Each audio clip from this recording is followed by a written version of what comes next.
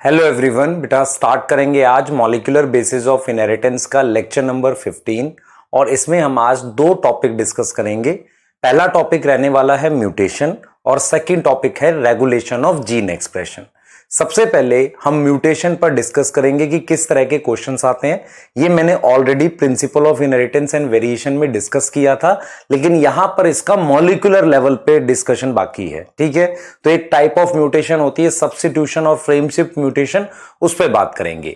Second हमारे पास जो discussion आएगा वो आएगा रेगुलेशन ऑफ जीन एक्सप्रेशन पे। ठीक है, तो स्टार्ट कर लेते हैं। सबसे पहला डिस्कशन हमारा आज का गोल है म्यूटेशन और रेगुलेशन ऑफ जीन एक्सप्रेशन, और उसमें हम लोग डिस्कस कर रहे हैं सबसे पहले म्यूटेशन और जेनेटिक कोड में आपस में क्या रिलेशन है। ठीक है, तो म्यूटेशन क्या होता है बेटा? आपने पढ़ा है एनी चेंज इन डीएनए या किसी भी तरह का डीएनए में बदलाव जो फाइनली प्रोटीन में बदलाव दिखाए, है ना, उसे हम म्यूटेशन बोलते हैं।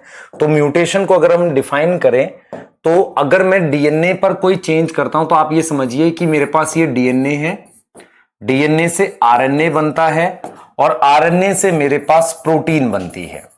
ठीक है, म्यूटेशन का मतलब है कि आप डीएनए में कोई सीक्वेंस में चेंज ला रहे हैं। सीक्वेंस में चेंज लाने का मतलब ये हो गया कि म्यूटेशन का मतलब है any change in DNA, any change in DNA. आप डीएनए में चेंज ला रहे हैं। ठीक है, अगर मैं बात करता हूं सिंगल पोजीशन पे चेंज लाना, उसे हम कहते हैं पॉइंट म्यूटेशन। तो पॉइंट म्यूटेशन क्या होती है? Change at single position. Change at single position, किसी सिंगल जगह पर अगर आप चेंज लाते हैं तो उसे आप क्या नाम देते हैं? Point mutation. तो जैसे मान लो आपने ए की जगह टी लिख दिया, ठीक है, या जी की जगह सी लिख दिया, दैट इज पॉइंट म्यूटेशन। ठीक है, तो पॉइंट म्यूटेशन हमारे पास दो टाइप की आप पढ़ते हैं। एक पढ़ते हैं आप सब्स्टिट्यूशन।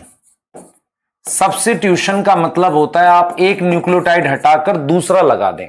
मतलब आप क्या करें, एक न्यूक्लियोटाइड की जगह अगर आप दूसरा न्यूक्लियोटाइड लगा देंगे तो उसे हम सब्स्टिट्यूशन कहते हैं। सब्स्टिट्यूशन का मतलब होता है बदलना, किसी की जगह आप दूसरा लगा दो। ठीक है, क्लियर? इसका एग्जांपल एनसीईआरटी ने दिया है sickle cell anaemia. Sickle cell anaemia substitution में होता क्या है बेटा, आप ध्यान रखें इस बात को। सिकल सेल अनीमिया इसका एग्जांपल है। सब्स्टिट्यूशन में बेसिकली क्या होता है, हम क्या करते हैं, चेंज करते हैं एक सिंगल न्यूक्लियोटाइड पे।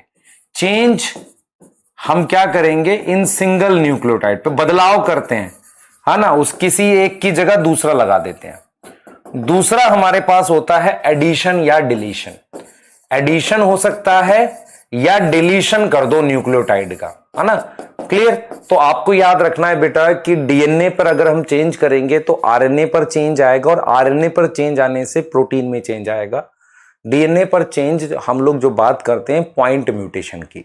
What is point mutation? अगर आप सिंगल बदलाव करते हैं तो उसे पॉइंट म्यूटेशन कहते हैं, एक सिंगल पोजीशन पर।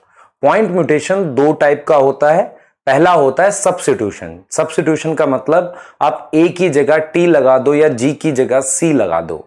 आप किसी न्यूक्लियोटाइड को बदल दो, ए की जगह टी लगा दो या ए की जगह जी लगा दो, मतलब न्यूक्लियोटाइड बदल दो, उसे आप सब्स्टिट्यूशन कहते हैं। ठीक है, और दूसरा एक होता है हमारे पास डिलीशन और एडिशन।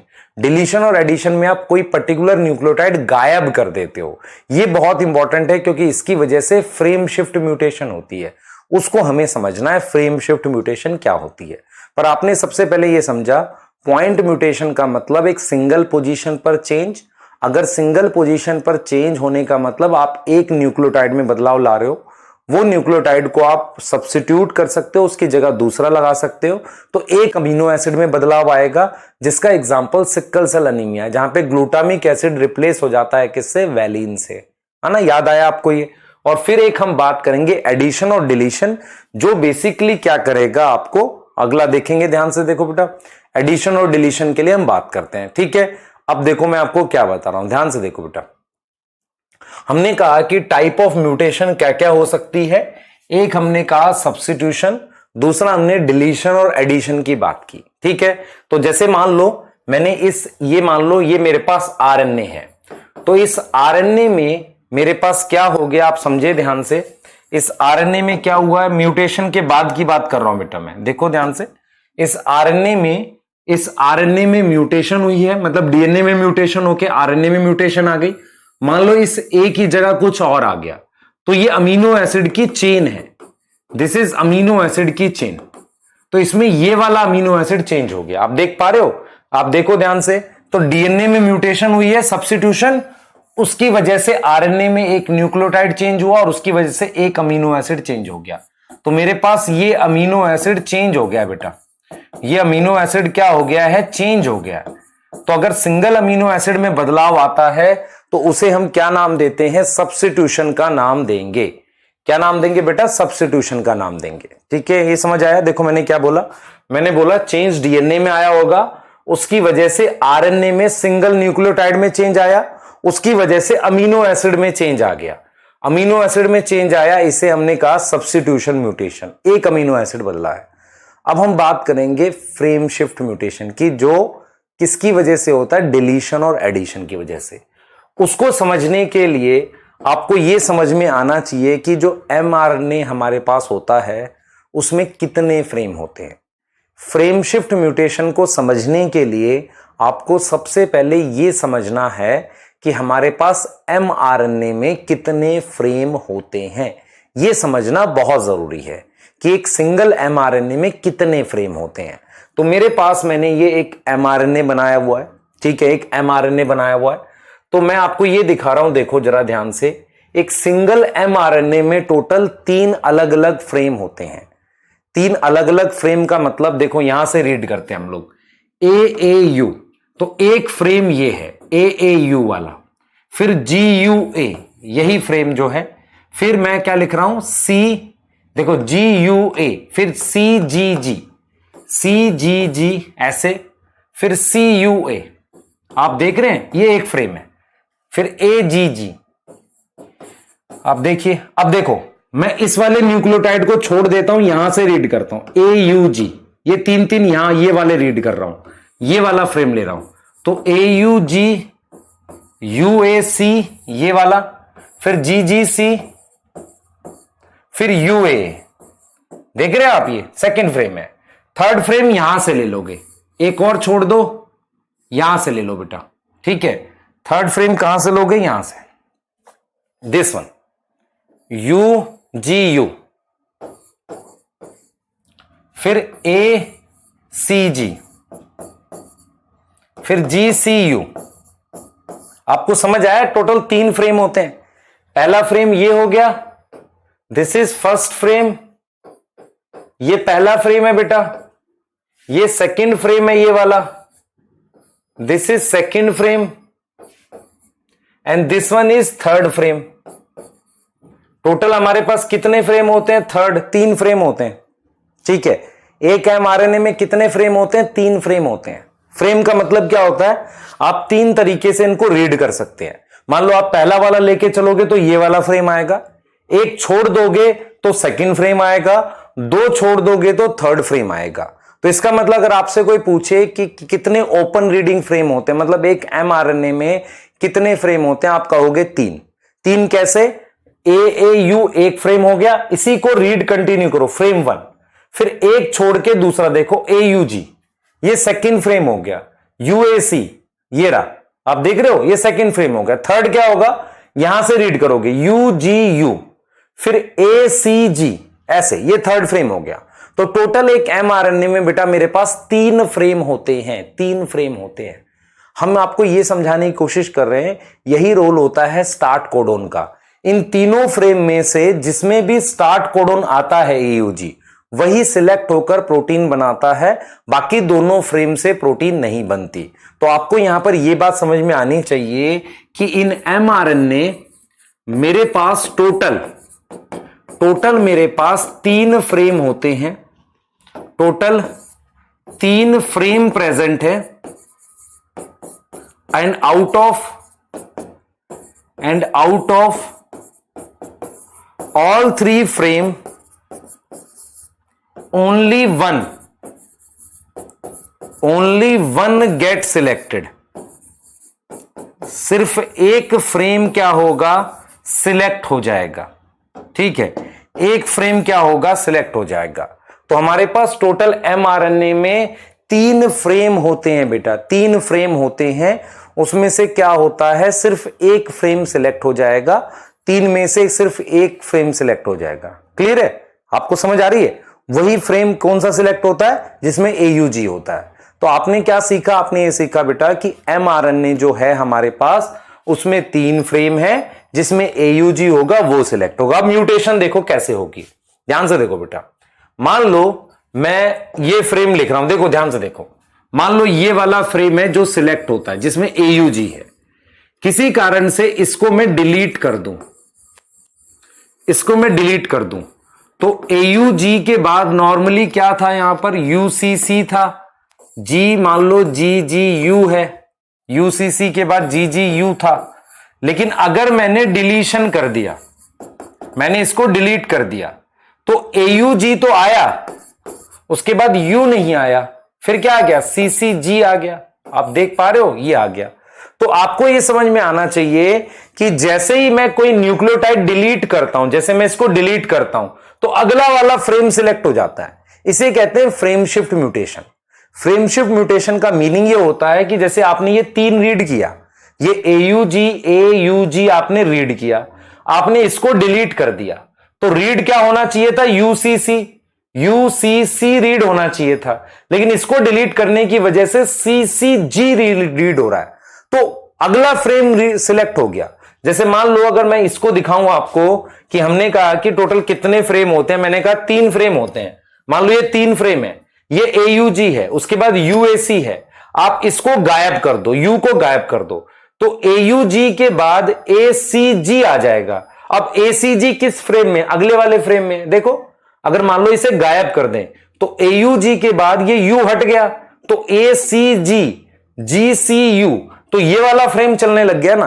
तो इसका मतलब ये होता है कि हमारे पास म्यूटेशन 2 तरह की होती है। अगर आप न्यूक्लियोटाइड बदल देते हो तो फ्रेम में बदलाव नहीं आता, एक अमीनो एसिड चेंज होता है।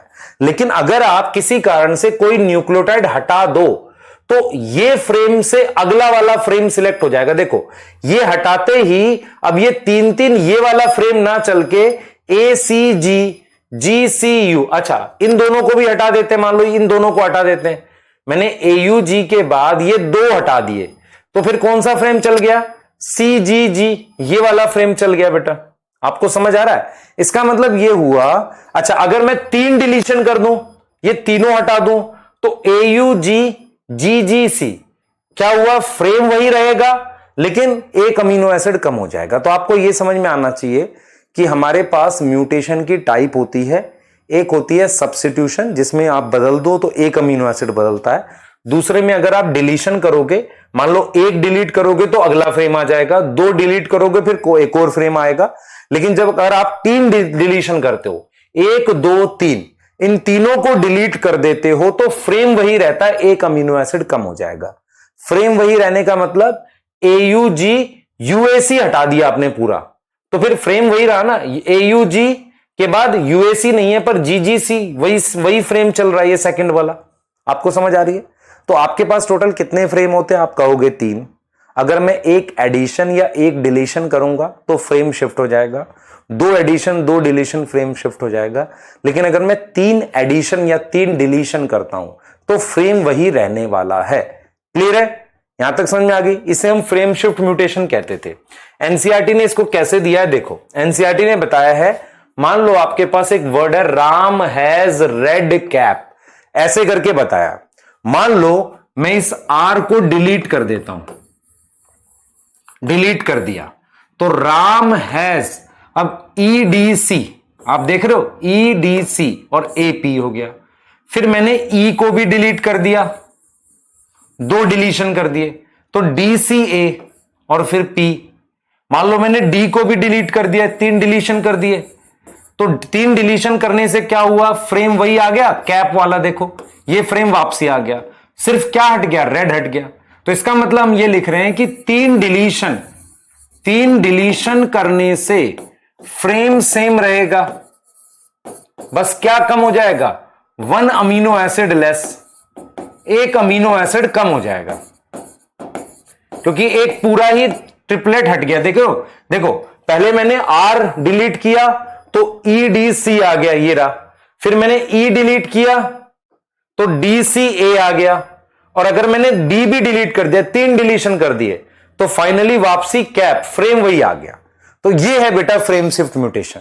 सेम चीज अगर मैं एडिशन करूं, एडिशन के लिए एनसीईआरटी ने ऐसे ही बोला, Ram has big red cap, तो पहले B लगाया एक, फिर I लगाया, फिर G लगाया। अगर 3 एडिशन कर देंगे तो फ्रेम वही रहेगा। आपको समझ आ रही है? 3 डिलीशन करने का मतलब है 3 बार अगर लगातार मैं डिलीट कर दूं तो फ्रेम वही रहेगा, एक पूरा ट्रिपलेट हट जाएगा। और अगर मैं 3 एडिशन कर दूं, जैसे अगर मैं आपको दिखाऊं यहां पर, इस तरीके से आएगा बेटा, ये ऐसे आएगा। अगर आप देखें ध्यान से, ये इस तरीके से आएगा, ध्यान से देखो। देखो, राम हैज रेड कैप है मान लो, तो यहां पर रेड की जगह बिग मान लो B लिख दिया मैंने, एक एडिशन कर दिया यहां पे। देखना ध्यान से बेटा, मान लो मैं यहां पर एक एडिशन कर देता हूं, ठीक है, मैंने यहां पर एक एडिशन कर दिया, ठीक। तो मैंने क्या लिखा है देखो, मैंने लिखा राम हैज B लगा दो, तो फिर B अगर मैं ऐड कर दूं, यहां पर B ऐड कर दूं, तो BRE, ये देखो ये दोनों हो गए, और DCA और P अलग हो गया। फिर एक और I लगा दो, राम हैज BI, यहां I ऐड कर दिया, BIR EDC और AP। अब एक और एडिशन कर दो, बिग लगा दो, तो राम हैज, यहां पे BIG, एक एडिशन और हो गया यहां पे, देख रहे हो G, तो बाकी फिर फ्रेम वही आ गया। ये देख रहे हो, ये 3 आ गए और फिर कैप आ गया। तो इसका मतलब 3 एडिशन करने के बाद, यहां कितने एडिशन हो गए बेटा, ये 3 एडिशन हो गए, इस वजह से वही चीज आ गई। आप देख रहे हो, पहले मैंने B ऐड किया है, फिर I ऐड किया है, और फिर मैंने G ऐड किया है। तो 3 एडिशन और या 3 डिलीशन से फ्रेम वही रहता है, ठीक है, क्लियर। हाँ, अब इसका देखो क्वेश्चन कैसा आएगा, आप ध्यान रखना बेटा। देखो, अब देखो हमने टाइप ऑफ म्यूटेशन पढ़ी है। सबसे पहले जरा देखो ध्यान से, टाइप ऑफ म्यूटेशन 2 तरह की होती है। एक सब्स्टिट्यूशन होती है, जिसमें क्या करते हैं, एक सिंगल न्यूक्लियोटाइड को चेंज करते हैं। अगर हम सिंगल न्यूक्लियोटाइड चेंज करेंगे तो एक अमीनो एसिड बदलेगा, no change in frame, frame में कोई बदलाव नहीं होगा।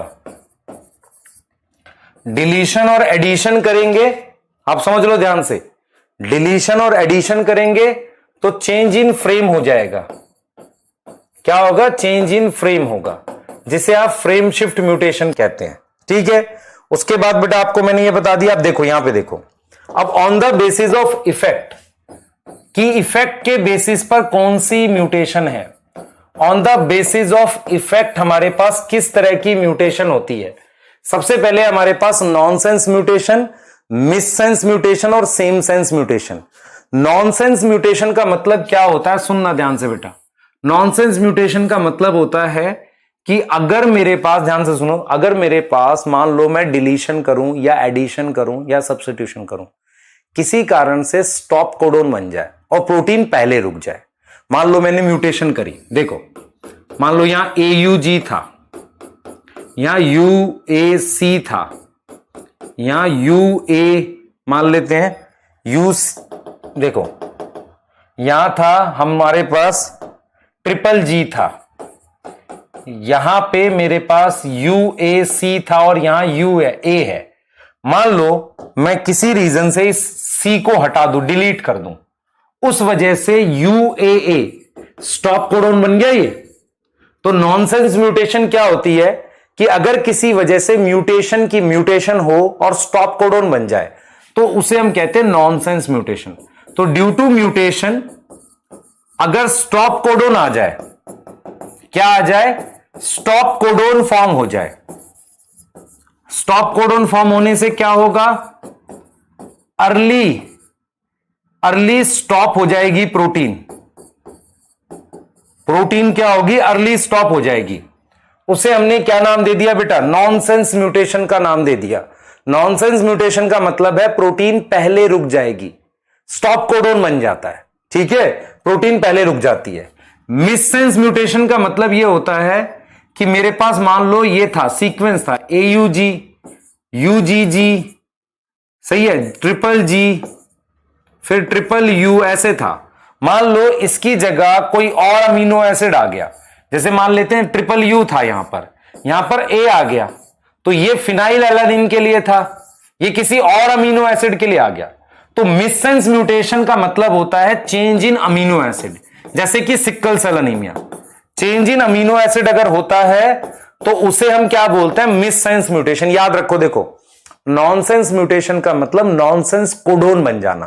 What is nonsense codon? Stop codon आ जाना, तो उसे कहते हैं नॉनसेंस म्यूटेशन, मतलब किसी वजह से स्टॉप कोडोन बन जाए और प्रोटीन जल्दी रुक जाए। मिससेंस का मतलब होता है एक अमीनो एसिड में बदलाव आना, चेंज इन अमीनो एसिड, मतलब any mutation will lead to change in amino acid. अगर अमीनो एसिड में चेंज आता है तो उसे हम क्या नाम देते हैं बेटा, मिससेंस म्यूटेशन देते हैं। अब सेम सेंस म्यूटेशन क्या होता है, आप समझो ध्यान से, सेम सेंस म्यूटेशन का क्या मतलब है, यह बहुत इंपॉर्टेंट है, सुनना ध्यान से। देखो मान लो आपके पास ट्रिपल G था, ट्रिपल G में म्यूटेशन होके GGC आया, ट्रिपल G ग्लाइसीन था, म्यूटेशन होके भी ग्लाइसीन ही रह गया, तो म्यूटेशन तो हुई पर अमीनो एसिड नहीं बदला। अगर म्यूटेशन हो और अमीनो एसिड ना बदले उसे सेम सेंस म्यूटेशन कहते हैं। तो इसमें लिखूंगा mutation occur but no change in amino acid, no change in amino acid.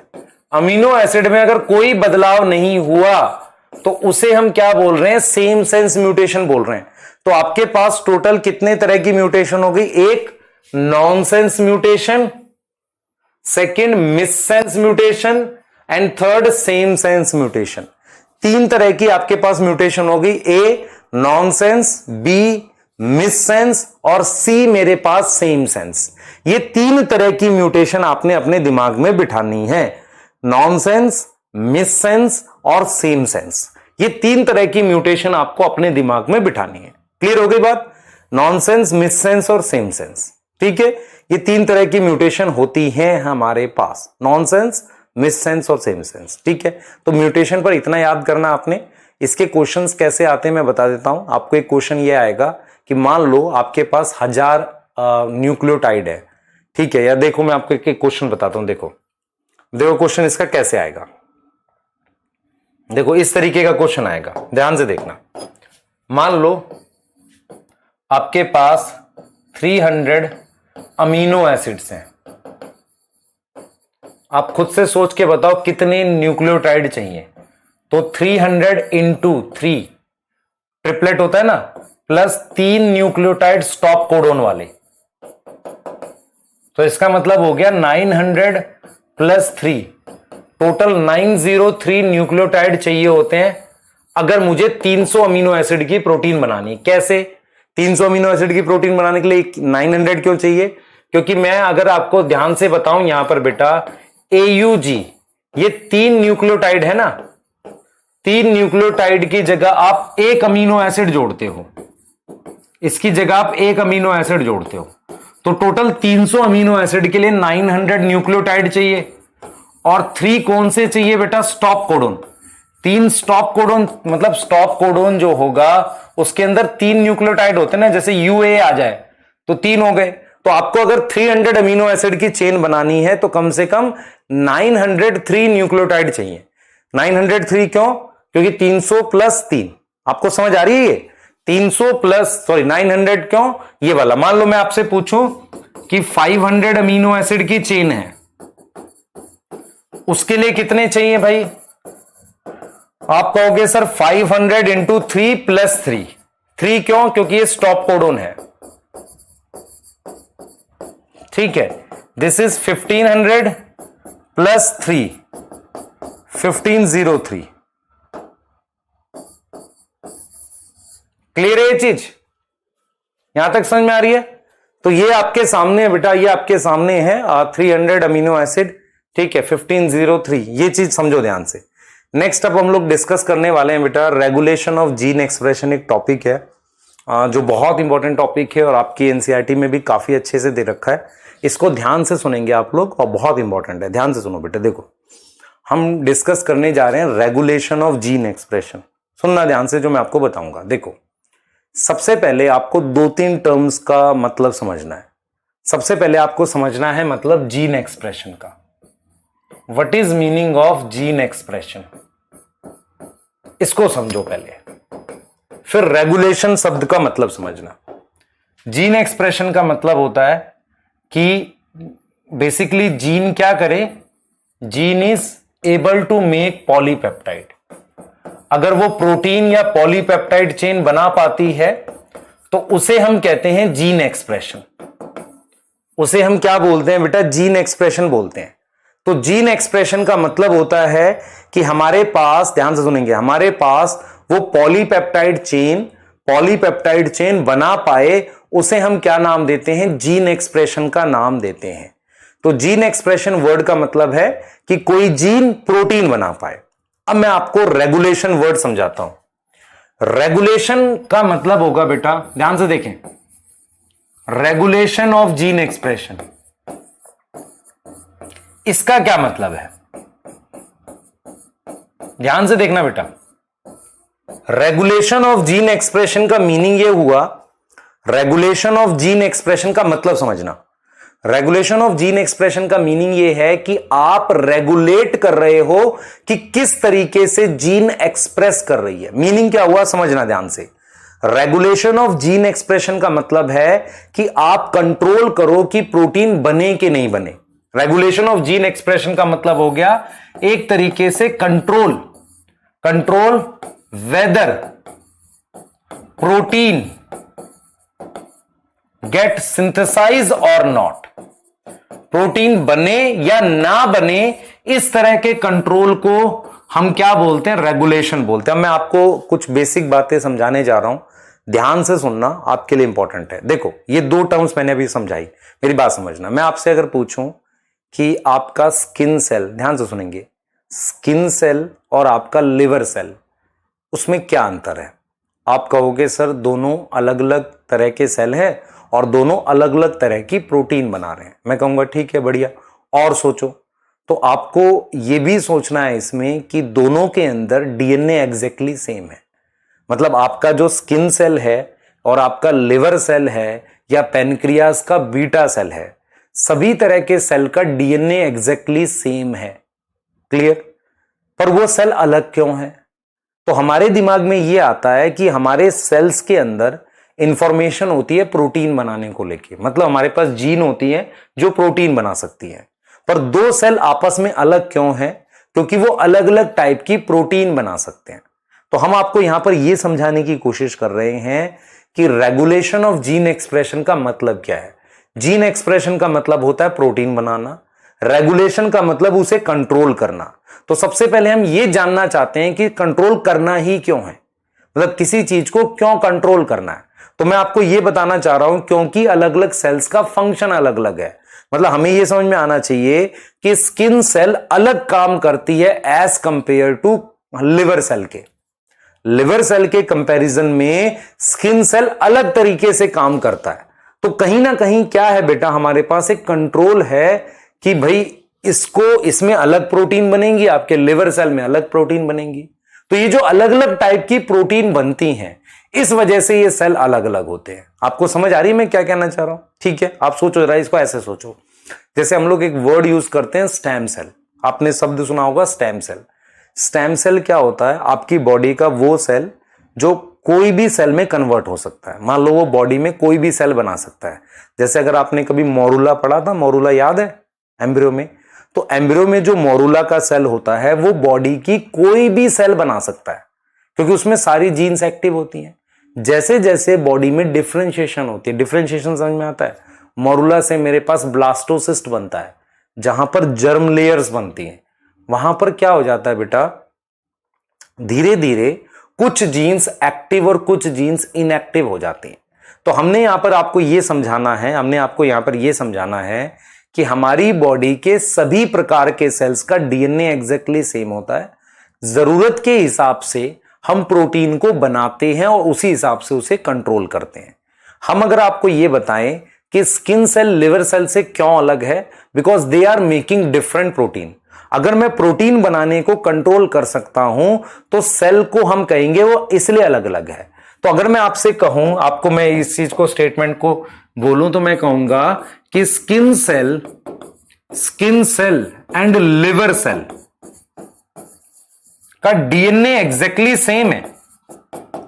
DNA is exactly same, DNA बिल्कुल सेम है दोनों का, बट दे आर डिफरेंट। अलग क्यों है? But they are different as they are making different protein. वो अलग क्यों है? क्योंकि वो अलग प्रोटीन बना रहे हैं। आपको समझ आ रही है मैं क्या कह रहा हूं बेटा? मैं आपको सिंपल ये समझाने की कोशिश कर रहा हूं कि रेगुलेशन हम करते ही क्यों। देखो, आपको टॉपिक को ऐसे समझना है। सबसे पहले आपको ये समझना है what is gene expression. Gene expression का मतलब होता है कि जीन प्रोटीन बनाए जिसे आप पॉलीपेप्टाइड चेन कहते हो। What is regulation of gene expression? Regulation of gene expression का मतलब होता है कि आप कंट्रोल करो कि वो जीन वो प्रोटीन बनाए कि नहीं बनाए। ठीक है, अब सवाल ये उठता है कि हम कब कंट्रोल करते हैं। तो मैं आपको ये बता रहा हूं क्योंकि जीन्स अलग अलग टाइप की होती है। ये स्किन सेल की जीन लिवर सेल से अलग होती है, तो ये इसमें कंट्रोल भी अलग तरीका, मतलब अलग प्रोटीन बन रही है। तो हम आपको ये समझाएंगे अब कि हमें कंट्रोल करना क्यों है, वाई वी नीड कंट्रोल। तो अगर मैं आपसे कहूं कि why we need to control gene expression, ध्यान से सुने बेटा, why we need to control gene expression. मुझे जीन एक्सप्रेशन को कंट्रोल करना ही क्यों है? मैं क्यों कंट्रोल करना चाहता हूं कि कोई प्रोटीन बने और कोई ना बने? दिमाग लगाओ अपना, क्यों कंट्रोल करना चाहता हूं? सबसे पहला रीजन मैं लिखूंगा development and differentiation. Development and differentiation मतलब क्या हुआ? आप समझो ध्यान से इस बात को। मतलब ये हुआ कि आपके पास, आपको पता है, एक जाइगोट होता है। जाइगोट जो होता है बेटा, जाइगोट एक तरीके का टोटीपोटेंट स्टेम सेल होता है। टोटीपोटेंट स्टेम सेल का मतलब होता है कि वो किसी भी तरीके के सेल में कन्वर्ट हो सकता है, तो इसे हमने जाइगोट बोला। जाइगोट से आपके पास मोरूला आता है, दिस इज मोरूला। ठीक है, मोरूला के बाद मेरे पास फिर ब्लास्टोसिस्ट बनता है ना, ब्लास्टोसिस्ट बनेगा। फिर मेरे पास क्या होगी, लेयर्स बनती हैं। आपको समझ आ रहा है? तो हम यहां आपको ये समझाने हैं कि भाई देखो क्यों कंट्रोल करना है। जैसे मैं कहता हूं कि सेल्स को डिफरेंशिएट करना है। जैसे जैसे डेवलपमेंट आगे बढ़ती है सेल की डिफरेंशिएशन बढ़ती है। सेल की डिफरेंशिएशन का मतलब है उसमें पर्टिकुलर सेट ऑफ प्रोटीन्स बनना। तो हम यहां पर लिखेंगे कि एज डेवलपमेंट प्रोसीड, जैसे जैसे डेवलपमेंट आगे बढ़ेगी, आप समझ रहे हो, वैसे वैसे क्या होगा, as development proceed different type of proteins बनेंगी। डिफरेंट टाइप ऑफ क्या बनेंगी, प्रोटीन्स फॉर्म होंगी। अलग अलग टाइप की क्या बनेंगी बेटा, हमारे पास प्रोटीन्स बनेंगी। तो जैसे जैसे डेवलपमेंट आगे बढ़ेगी सेल में, मतलब जैसे जैसे हम कहेंगे कि मान लो मोरूला से मेरे पास लेयर्स बन गई, आपने कहा एक्टोडर्म, एंडोडर्म, मीजोडर्म बन गई। हर एक सेल एक पर्टिकुलर प्रोटीन्स बनाएगा, इसलिए वो अलग तरह के सेल में डेवलप होगा। तो इसका मतलब अगर मैं आपसे कहूं कि दो सेल अलग क्यों हैं, क्योंकि वो अलग तरह की प्रोटीन बनाते हैं। आपको समझ आ रहा है? और उन प्रोटीन्स को कंट्रोल किया जाता है। तो हमने कहा कि वाई वी नीड, पहला डेवलपमेंट एंड एक्सप्रेशन। सेकंड हो सकता है बेटा मेटाबॉलिक नीड। मेटाबॉलिक नीड का क्या मतलब हुआ, ध्यान से देखना।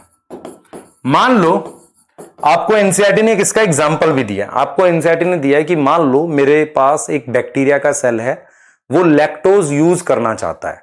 तो लैक्टोज यूज करने के लिए उसे कुछ एंजाइम्स की जरूरत है। तो मेटाबॉलिक नीड का मतलब यह हुआ to utilise lactose, to utilise lactose, E coli cell need some enzyme, कुछ एंजाइम की जरूरत है, उनके नाम है बीटा गैलेक्टोसाइडेज, परमिएज टाइप से।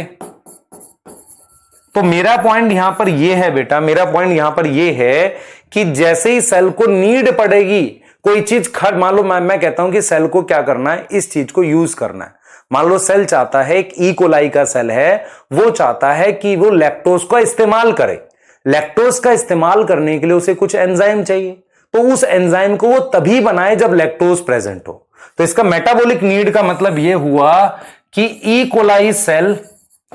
Coli cell synthesise enzyme only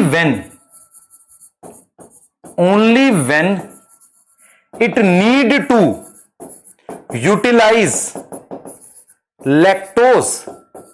अब मैं आपको क्या समझा रहा हूं, सुनो ध्यान से। मैं सबसे पहले आपको समझाया what is gene expression. Gene expression मतलब पॉलीपेप्टाइड बनना। What is regulation of gene expression, control करें कि प्रोटीन बन रही है कि नहीं बन रही है। अब कंट्रोल करना ही क्यों है, पहला बताया डेवलपमेंट, कि भाई जैसे जैसे डिफरेंशिएशन होती है, जैसे जैसे चीजें डेवलप करती हैं आगे, तब हम कंट्रोल करते हैं। पहला हो गया डेवलपमेंट। दूसरा हमने कहा कि मेटाबॉलिक नीड, अगर सेल को कोई चीज इस्तेमाल करनी है तो उसके हिसाब से वो एंजाइम बनाए। तीसरा हम बोल सकते हैं फिजियोलॉजिकल नीड। हम क्या लिख सकते हैं बेटा, third is physiological need. Physiological need का मतलब आपकी बॉडी की फिजियोलॉजी बता रही है कि आपको किस चीज की जरूरत है। और फोर्थ हम लिख सकते हैं एनवायरमेंट। एनवायरमेंट क्या करता है, उसका इफेक्ट बॉडी पे पड़े या सेल पर पड़े, उसके हिसाब से हम क्या करें, कोई प्रोटीन बनाएं। तो एनसीईआरटी ने 3-4 रीजन दिए हैं जिसकी वजह से हम जीन एक्सप्रेशन को कंट्रोल करते हैं। पहला हम कह सकते हैं डेवलपमेंट और डिफरेंशिएशन। जैसे मैं अगर आपको बताऊं, जब आप डेवलप कर रहे थे, तब आप अगर याद करो कि हर एक एज में कुछ ना कुछ बदलाव होते हैं, तो उसके हिसाब से प्रोटीन बनती होंगी हमारी बॉडी में, सेल्स में।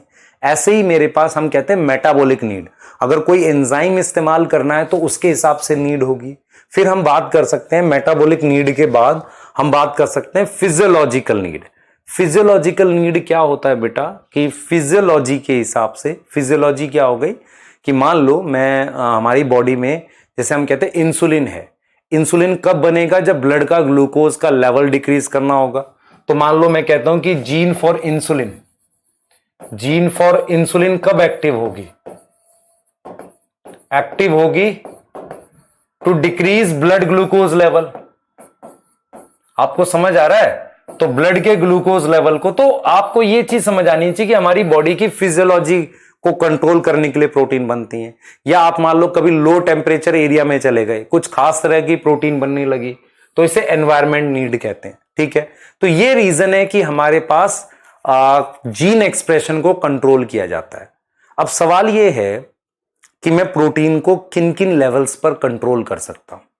अगर मैं आपसे पूछूं कि व्हाट आर द लेवल्स जिस पर आप जीन एक्सप्रेशन को कंट्रोल करोगे, कौन सा ऐसा लेवल है जहां पर आप जीन एक्सप्रेशन को कंट्रोल करते हो, उसको देखो फटाफट से। कौन सा ऐसा लेवल है, ध्यान से देखें बेटा। अगर मैं आपसे पूछूं लेवल्स बताओ, तो levels of gene expression control, gene expression को कंट्रोल करने के लिए कौन सा लेवल है, उसको हम बात करेंगे अब, है ना। उसको हम बात करने वाले हैं, जीन एक्सप्रेशन को कंट्रोल करने के लिए कौन से लेवल्स हैं आपके पास। ठीक है, बहुत ध्यान से आप सुनेंगे। देखो हम क्या करते हैं, एक यूकैरियोटिक सेल बना लेते हैं। हमने क्या किया, एक यूकैरियोटिक सेल बना लिया बेटा। ये यूकैरियोटिक सेल है, ये यूकैरियोटिक सेल का ये न्यूक्लियस है, ये हमारे पास इसका न्यूक्लियस है। ठीक है, अब देखो जरा, दिस इज डीएनए। ठीक है, आपने पढ़ा है डीएनए से हमारे पास क्या बनता है, डीएनए से हमारे पास आरएनए बन जाता है। ये दिस इज आरएनए अच्छा, ये कौन सा आरएनए? HNRNA। इसकी मॉडिफिकेशन करेंगे तो हमारे पास ये mRNA बन गया। ठीक है, इसको प्रोसेसिंग कहते हैं। mRNA को आप यहां ले आते हो, ये mRNA यहां आ गया, इसे ट्रांसपोर्ट कहते हैं। अब mRNA से आप राइबोसोम लगाकर इस पे प्रोटीन बनवा रहे हो, ऐसे इस तरीके से राइबोसोम लगाकर प्रोटीन बनवा रहे हो। ठीक है, तो अगर मैं लेवल्स की बात करूं, देखो प्रोटीन आप अगर मान लो ये लेवल है, सबसे पहले ट्रांसक्रिप्शन। अगर मैं जीन को रोक दूं, मतलब मैं जीन को यहीं रोक दूं कि वो आरएनए ही ना बनाए, तो प्रोटीन नहीं बनेगी। तो level of gene expression control का क्या मतलब है? सबसे पहले ट्रांसक्रिप्शन लेवल पे अगर आप ट्रांसक्रिप्शन लेवल पर ब्लॉक कर दें, ट्रांसक्रिप्शन लेवल पर क्या कर दें, कंट्रोल कर दें, तो भी प्रोटीन नहीं बनेगी। मतलब आप क्या करो, ट्रांसक्रिप्शन ही मत होने दो, प्रोटीन नहीं बनेगी।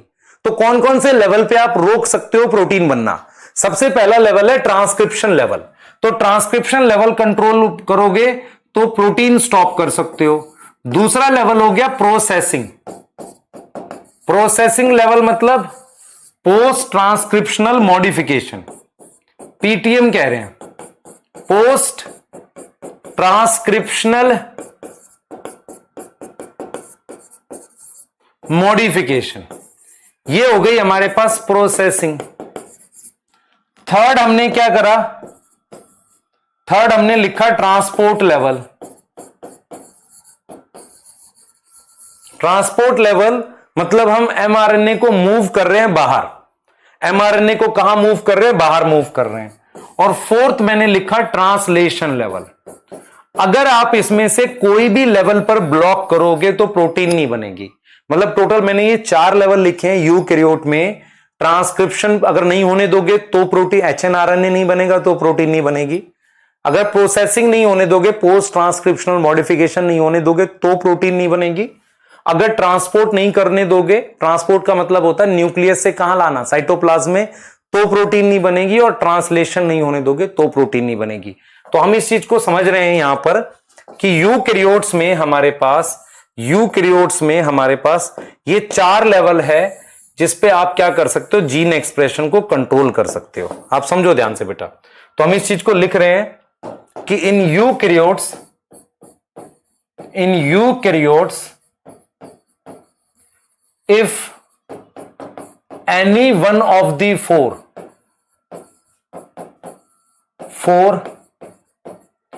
level is blocked, then protein synthesis not occur। अगर कोई भी एक लेवल ब्लॉक होगा तो प्रोटीन सिंथेसिस क्या होगी? नहीं होगी। आपको समझ आ रहा है मैं क्या बोल रहा हूं बेटा? अगर यूकैरियोट्स में any one of the 4 level is blocked then protein synthesis नहीं होगी। अगर मैं कोई भी एक लेवल ब्लॉक कर दूंगा तो प्रोटीन सिंथेसिस हमारे पास नहीं होगी। हम बात कर रहे हैं किसकी? यूकैरियोट्स की। ठीक है। अच्छा, इन प्रोकैरियोट्स हमारे पास ट्रांसपोर्ट वगैरह नहीं होता। तो इन prokaryotes main control transcription level पर है। Main control of gene expression कहां है? Expression is at transcription level. कौन से लेवल पर? ट्रांसक्रिप्शनल लेवल पे। क्यों? आप दिमाग लगाओ, अपना दिमाग लगाओ। यहां पर देखो बेटा, देखो मेन कंट्रोल ट्रांसक्रिप्शनल लेवल पर है, क्योंकि प्रोकैरियोट में न्यूक्लियस तो होता नहीं है, ना पोस्ट ट्रांसक्रिप्शनल मॉडिफिकेशन होगी। तो या तो आरएनए बन के प्रोटीन बना लेगा, नहीं तो नहीं बनाएगा। तो मेनली कंट्रोल कहां होता है? ट्रांसक्रिप्शन लेवल पे।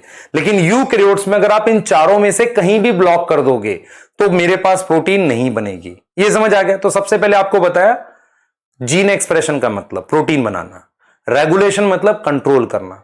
क्यों करेंगे? एनवायरमेंट हो सकता है रीजन, फिजियोलॉजिकल नीड हो सकता है, मेटाबॉलिक नीड हो सकता है, या इसके अलावा हो सकता है कि हम उसको इसलिए कंट्रोल कर रहे हो, जैसे हमने कहा मेटाबॉलिक नीड हो गया या डेवलपमेंट की नीड हो गई, कुछ ना कुछ नीड के हिसाब से करते किस लेवल पे हैं, वो लेवल 4 हो सकते हैं यूकैरियोट में, प्रोकैरियोट में मेनली ट्रांसक्रिप्शन लेवल पे। ठीक है, क्लियर है, सही है। अब आ जाओ जरा बेटा, मुझे कुछ जीन्स के बारे में जानना है ताकि आप टॉपिक को समझ सकें। ठीक है, तो मैं टाइप ऑफ जीन के बारे में बता रहा हूं, ध्यान से देखना बेटा, मैं टाइप ऑफ जीन के बारे में बता रहा हूं कि जीन कौन सी होती है, इनके बारे में हमें बताना है आपको। एक होती है स्ट्रक्चरल जीन और एक होती है रेगुलेटर जीन। जरा टाइप ऑफ जीन समझो टॉपिक को समझने के लिए, ध्यान से देखना बेटा। मैंने ये जो जीन बनाई है ये रेगुलेटर जीन है, इसका ये प्रमोटर है और इसका ये टर्मिनेटर है। इस जीन का नाम रेगुलेटर जीन है, रेगुलेटर जीन है। यहां पर मैंने एक जीन बनाई है जिसका ये प्रमोटर है और ये टर्मिनेटर है, इसको मैंने नाम दिया है स्ट्रक्चरल जीन। क्या नाम दिया है मैंने? स्ट्रक्चरल जीन का नाम दिया है। अब बहुत ध्यान से सुनना जो मैं बताने वाला हूं। देखो, रेगुलेटर जीन वो जीन होती है जिससे जब प्रोटीन बनेगी वो प्रोटीन कोई एंजाइम नहीं होती, वो किसी दूसरे स्ट्रक्चरल जीन को कंट्रोल करती है। समझो इस वाली चीज को। देखो, मान लो इससे मेरे पास ये एमआरएनए बन गया, इस एमआरएनए से मेरे पास एक प्रोटीन बन गई, इस प्रोटीन का नाम रेगुलेटर प्रोटीन है। यह रेगुलेटर प्रोटीन क्या करती है? स्ट्रक्चरल जीन जिसका प्रोडक्ट मेरे पास एक एंजाइम होता है, आप समझो ध्यान से, इसका प्रोडक्ट मेरे पास एक एंजाइम होता है बेटा, कोई प्रोटीन होती है जो काम करती है। तो आपको यह समझ में आना चाहिए कि रेगुलेटर जीन का प्रोडक्ट एक रेगुलेटर प्रोटीन होती है जो स्ट्रक्चरल जीन के एक्सप्रेशन को कंट्रोल करती है। यह बात समझ में आ रही है मैं क्या बोल रहा हूं? मैं कह रहा हूं कि जो रेगुलेटर जीन है, रेगुलेटर जीन का प्रोडक्ट इज रेगुलेटर प्रोटीन। क्या है? रेगुलेटर प्रोटीन है which control expression of structural gene. जो किसको कंट्रोल करती है? स्ट्रक्चरल जीन को कंट्रोल करती है। तो रेगुलेटर जीन का जो प्रोटीन बनेगा वो स्ट्रक्चरल जीन को कंट्रोल करती है, ये दिमाग में बिठाना है। और स्ट्रक्चरल जीन क्या करती है बेटा? स्ट्रक्चरल जीन प्रोड्यूस एंजाइम, वो एंजाइम बनाती है। तो आपने क्या सीखा? सुन लो ध्यान से। आपने सीखा जीन काम को लेकर, type of gene on the basis of function. On the basis of function दो तरह की हैं, एक है रेगुलेटर जीन जो कंट्रोल करती है स्ट्रक्चरल जीन को। और कैसे कंट्रोल करती है? मान लो यहां कंट्रोल करेगी प्रमोटर पे कंट्रोल करेगी। अब सुन लो ध्यान से, देखो मैं एक चीज बताता हूं। देखो, हमने काम को लेकर दो तरह की जीन बताई, एक बताई रेगुलेटर जीन और एक बताई स्ट्रक्चरल जीन। हमने कहा रेगुलेटर जीन वो प्रोटीन बनाती हैं जो इसको कंट्रोल करती हैं, स्ट्रक्चरल जीन को। स्ट्रक्चरल जीन नॉर्मली एंजाइम बनाते हैं। रेगुलेटर जीन का कंट्रोल दो तरीके का हो सकता है, पॉजिटिव और नेगेटिव। अगर रेगुलेटर प्रोटीन इसको, स्ट्रक्चरल जीन को आगे प्रोटीन बनाने ना दे तो इसे कहते हैं नेगेटिव कंट्रोल। और अगर रेगुलेटर जीन इसको बनाने दे प्रोटीन तो उसे कहेंगे पॉजिटिव कंट्रोल। तो मेरे पास इस चीज को समझना है आपने कि कंट्रोल दो तरीके का होता है। एक होता है positive control. In positive control क्या होगा आप सोचो ध्यान से। In positive control regulator protein का नाम एक्टिवेटर होगा। रेगुलेटर प्रोटीन क्या होगी? Is an activator. एक्टिवेटर का मतलब क्या होगा? वो क्या करेगी? Which allow structural gene to make protein. वो स्ट्रक्चरल जीन को प्रोटीन बनाने देगी। हम बात कर रहे हैं किसकी? पॉजिटिव कंट्रोल की ना। तो पॉजिटिव कंट्रोल में रेगुलेटर प्रोटीन जो है वो स्ट्रक्चरल जीन को प्रोटीन बनाने देगी। लेकिन अगर हम बात करते हैं नेगेटिव कंट्रोल की, तो इन नेगेटिव कंट्रोल में क्या होता है, regulator protein is known as repressor. Regulator protein को क्या नाम देते हैं, रिप्रेसर नाम देते हैं, नोन एज रिप्रेसर। और वो क्या करती है, not allow structural gene to make protein.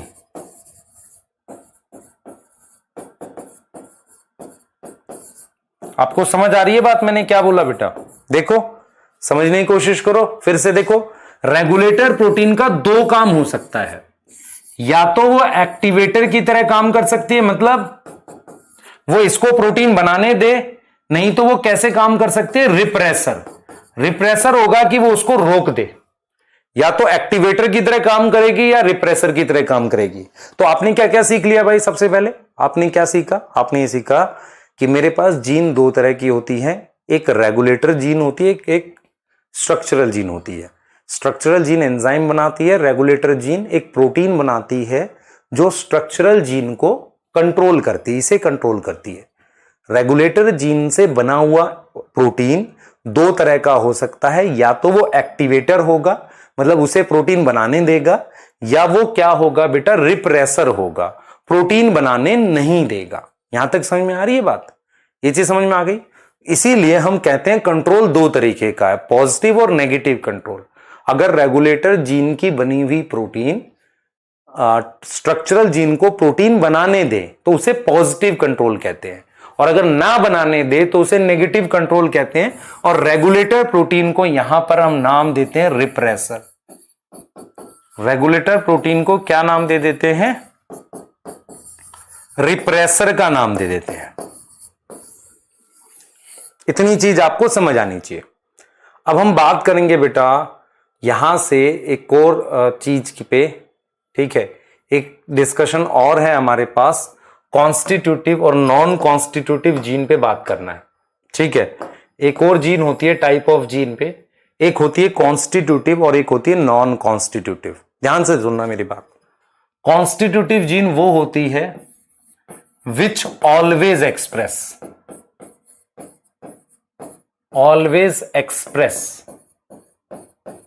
Not in any control, जो किसी तरीके के कंट्रोल में नहीं होती। इसे कई बार हाउसकीपिंग जीन भी कहते हैं। मैं आपको एक चीज बताता हूं, आपने बेटा बड़े बड़े मॉल्स वगैरह देखे होंगे, उन बड़े बड़े मॉल्स में एक हाउसकीपिंग डिपार्टमेंट होता है जिसे कभी छुट्टी नहीं देते।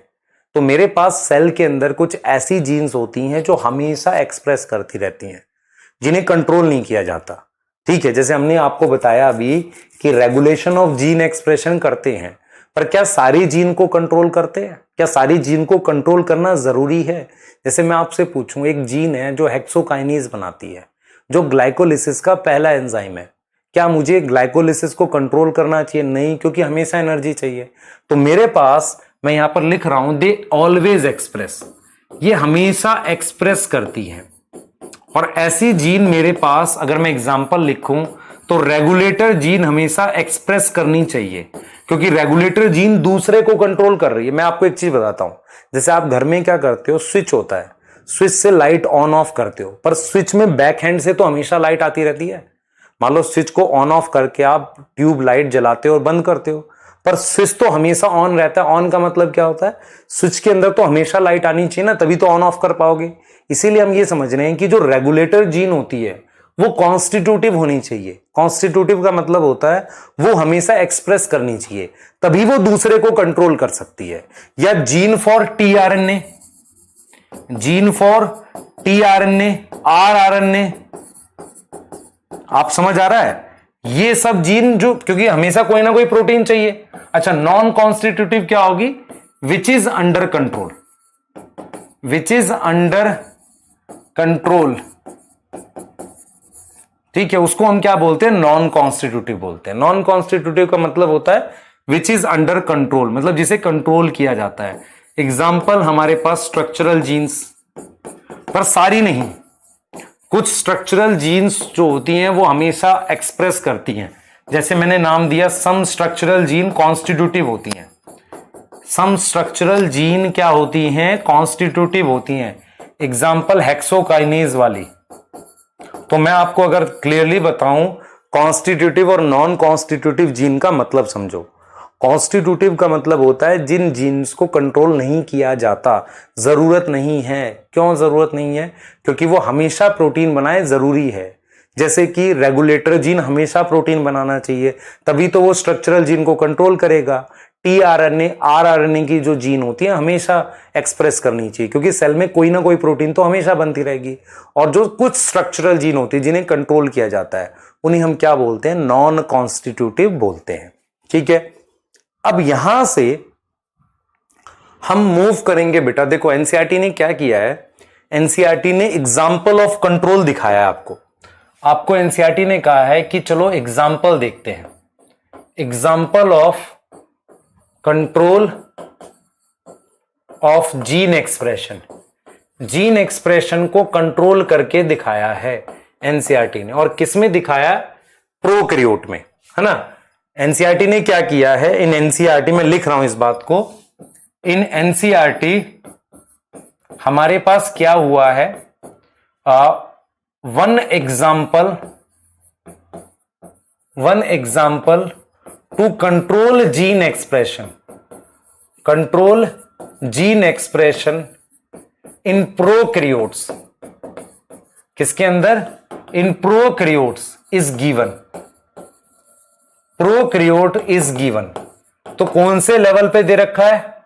मींस जीन एक्सप्रेशन का कंट्रोल कौन से लेवल का दे रखा होगा अगर प्रोकैरियोट्स में कर रहे हैं? तो gene expression control at transcription level. तो एनसीईआरटी ने जीन एक्सप्रेशन कंट्रोल का एक एग्जांपल बताया है और किस लेवल पर दिया है? ट्रांसक्रिप्शन लेवल पे इसको समझाया है। ठीक है, वो हम देख रहे हैं। तो ये देखो जीन एक्सप्रेशन तो प्रोकैरियोट और यूकैरियोट दोनों में कंट्रोल होता है, लेकिन एनसीईआरटी ने यूकैरियोट ना बता के एक एग्जांपल दिया आपकी एनसीईआरटी ने और कहा है कि देखो भाई हम जीन एक्सप्रेशन कैसे कंट्रोल करते हैं, इसको एक उदाहरण के थ्रू, एग्जाम्पल के थ्रू प्रोकैरियोट्स में समझा रहे हैं। और प्रोकैरियोट्स में हम कैसे समझा रहे हैं वो उसने बताया है। ठीक है, प्रोकैरियोट्स में कैसे समझा रहे हैं ये बताया इसने। देखो कैसे बताया इसने सबसे पहले एक कॉन्सेप्ट बताया जिसे ऑपिरॉन कहते हैं। ठीक है, ऑपिरॉन। ये ऑपिरॉन वर्ड क्या होता है इसको समझेंगे। देखो कॉन्सेप्ट ऑफ ऑपिरॉन क्या है आप समझना ध्यान से। कॉन्सेप्ट ऑफ ऑपिरॉन एक्चुअल में क्या है बेटा? ये क्या है? टू स्टडी हम करते हैं gene expression control in prokaryotes. Gene expression control in prokaryotes. हम यहां पर प्रोकैरियोट्स में जीन एक्सप्रेशन के कंट्रोल को स्टडी करेंगे ऑपिरॉन के थ्रू। नाउ व्हाट इज ऑपिरॉन समझ लो ध्यान से। ये स्ट्रक्चरल जीन है, दिस इज स्ट्रक्चरल जीन। ये इसका प्रमोटर है और ये इसका टर्मिनेटर है। ठीक है, ये इसका प्रमोटर है, आप देख पा रहे हो, ये इसका प्रमोटर है बेटा। ऐसे ही ये मेरे पास, सॉरी स्ट्रक्चरल जीन नहीं है बेटा, ये रेगुलेटर जीन है एक्चुअल में। ध्यान से देखना, दिस इज रेगुलेटर जीन और ये स्ट्रक्चरल जीन है। ये इसका प्रमोटर है और ये इसका टर्मिनेटर है। अब देखो मेरी बात समझना ध्यान से। रेगुलेटर जीन एमआरएनए बनाएगी और फिर एमआरएनए से हमारे पास क्या बनेगी? प्रोटीन बनेगी। ये प्रोटीन बन गई। ठीक है, ये क्या बन गई? हमारे पास प्रोटीन बन गई। अब मैं आपको क्या बताने जा रहा हूं वो सुनना बहुत ध्यान से। देखो ऑपिरॉन शब्द का क्या मतलब होता है। सबसे पहले ऑपिरॉन हमारे पास सिर्फ प्रोकैरियोट्स में मिलता है। ऑपिरॉन क्या होता है? एक अरेंजमेंट होती है जहां पर एक रेगुलेटर जीन एक से ज्यादा स्ट्रक्चरल जीन के एक्सप्रेशन को कंट्रोल करे। तो ऑपिरॉन क्या होता है समझ लो ध्यान से।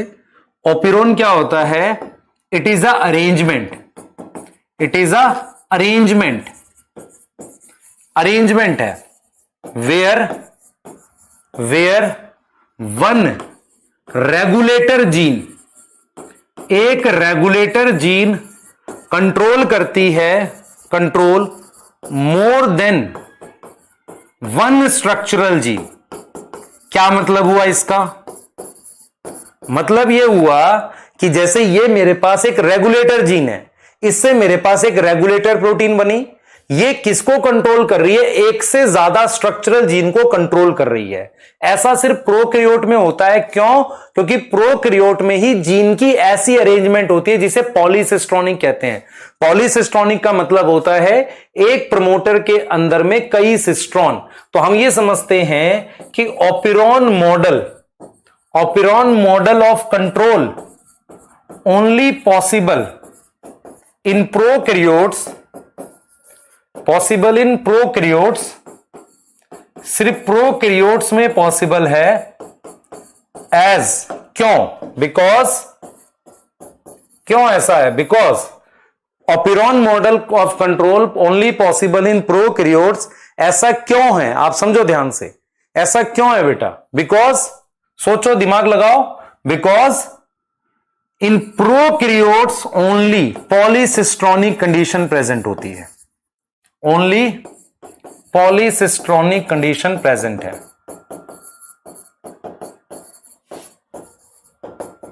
कंडीशन प्रेजेंट है, ठीक है? क्लियर है? अब एक बार मैं अपना फिर रिपीट करूंगा, सुन लो ध्यान से। आपको क्या करना है बच्चे, आपकी एनसीईआरटी ने जीन एक्सप्रेशन के कंट्रोल को दिखाने के लिए एक ओपिरॉन मॉडल पढ़ाया है। ओपिरॉन क्या होता है? सुन लो ध्यान से। ओपिरॉन एक ऐसी अरेंजमेंट होती है जहां पर एक रेगुलेटर जीन से बनी हुई प्रोटीन एक से ज्यादा स्ट्रक्चरल जीन से प्रोटीन बनने को कंट्रोल करता है। एक रेगुलेटर जीन से बनी हुई प्रोटीन एक से ज्यादा स्ट्रक्चरल जीन से बनी हुई प्रोटीन को कंट्रोल करता है। That is operon model. Operon model is possible only in prokaryotes, क्योंकि इस तरह की अरेंजमेंट जिसे हम पॉलीसिस्ट्रॉनिक कहते हैं। देखो, operon is a type of control जहां पर एक रेगुलेटर जीन एक से ज्यादा स्ट्रक्चरल जीन को कंट्रोल करती है। तो पॉलीसिस्ट्रॉनिक क्या है? पॉलीसिस्ट्रॉनिक इज दिस अरेंजमेंट जहां पर एक प्रमोटर एक से ज्यादा सिस्ट्रॉन को एक्सप्रेस करा सकता है।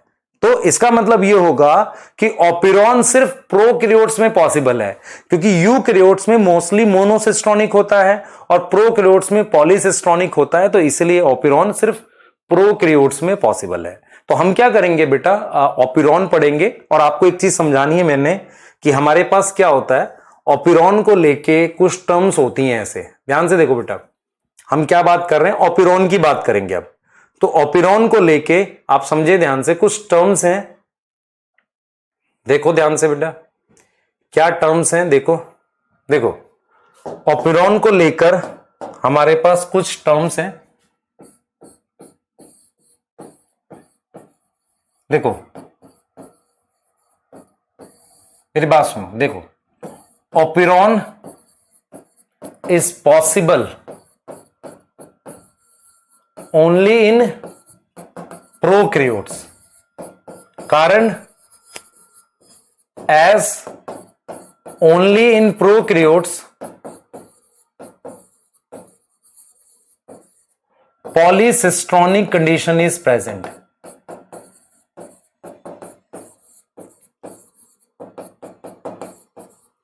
सिर्फ प्रोकैरियोट्स में पॉलीसिस्ट्रॉनिक कंडीशन प्रेजेंट है।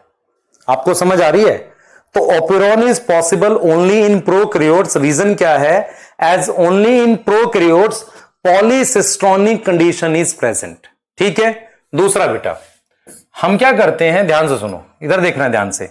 मेरे पास जैसे मान लो ये 3 एंजाइम है, तो जो स्ट्रक्चरल जीन होती है, मान लो ये 3 स्ट्रक्चरल जीन है जो 3 एंजाइम बनाएंगे, ये कॉमन पाथवे के लिए होती है। कॉमन पाथवे का मतलब क्या होगा? ये तीनों एंजाइम किसी सिंगल रिएक्शंस के पार्ट होंगे। तो आपको ये समझ में आना चाहिए कि all structural gene of one operon is part of common metabolic pathway. Common metabolic pathway मतलब क्या हुआ, देखो जैसे मान लो मैं एग्जांपल में लिखता हूं लैकोपिरोन।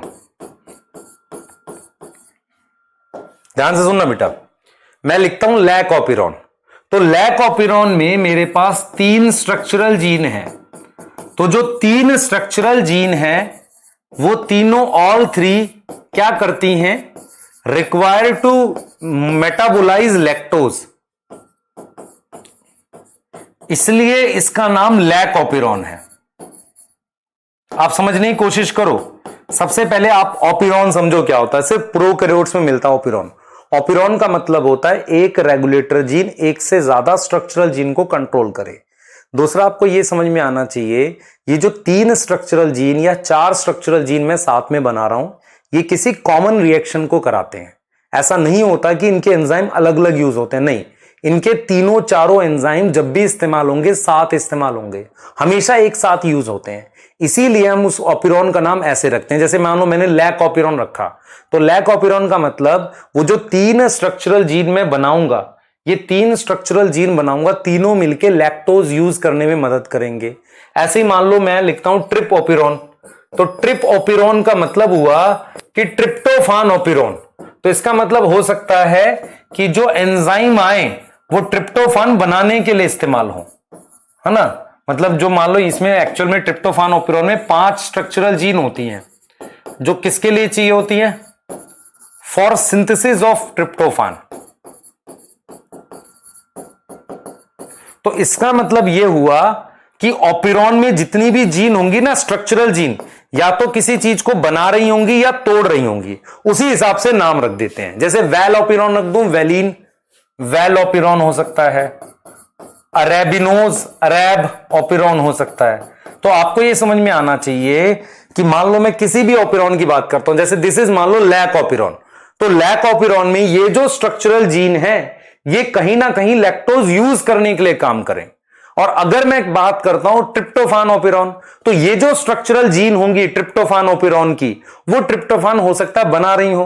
तो कहीं ना कहीं आपको यह समझ में आना चाहिए कि ओपिरोन में जो स्ट्रक्चरल जीन है वो किसी कॉमन रिएक्शंस में काम करती हैं, पहली बात। और क्या चीज बनाएंगे क्या चीज तोड़ेंगे, उसी के हिसाब से ओपिरोन का नाम होता है। Lac operon, tryptophan operon, ara operon. और operon is only present in prokaryotes, क्योंकि वहां पर पॉलीसिस्टोनिक कंडीशन मिलती है। What is difference between operon and polycistronic condition? Operon is a control where one regulator gene control more than one structural gene. And what is polycystonic condition? एक promoter के पास एक से ज्यादा सिस्ट्रोनों से पॉलीसिस्टोनिक कंडीशन कहते हैं। ठीक है, यहां तक समझ में आ गई। अब आगे आओ, लैक्टोज के बारे में थोड़ा सा जानते हैं हम कि लैक्टोज कैसे यूज करते हैं। ध्यान से सुनो, हमारे पास बेटा एक सेल होता है बैक्टीरिया का जिसे ई कोलाई कहते हैं। ई कोलाई जो है use glucose as a primary source of energy. E coli बेटा, 1 मिनट पानी पी लें फिर आपको बता रहे हैं।